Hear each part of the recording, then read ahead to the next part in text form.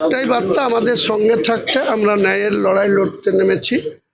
কোনো পাবলিকের সঙ্গে কোনো রকম ছলচাতুরি, মিথ্যাচার, বাজে কথা বলা, তাদের নিয়ে কোনো উদ্দেশ্যপূর্ণ কোনো কাজ করা থেকে বিরত থাকাই আমার মেন টার্গেট।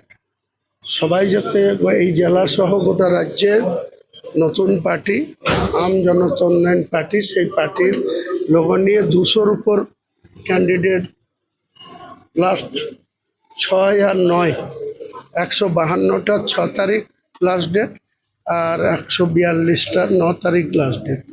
আমাদের 209টা মতো প্রার্থী, তার ভিতরে 14টা মতো মিমের, আর বাকি আমাদের আম জনতা উন্নয়ন পার্টি। আমরা আশাবাদী আগামী দিনে আমরা 4ঠা মের পরে 7ই মে পর্যন্ত সময় আছে বর্তমান কেয়ারটেকার মুখ্যমন্ত্রীর।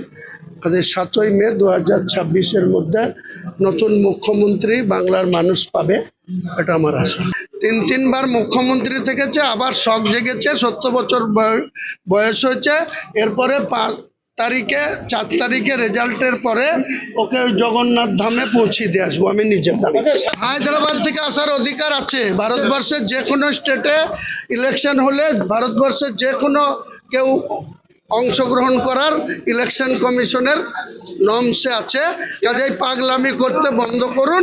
4 তারিখে ওকে ঘুরে দিয়ে আসবো দীঘার ওই মন্দির পানিতে, ওখানে যেয়ে খোল তলোয়ার বাজার।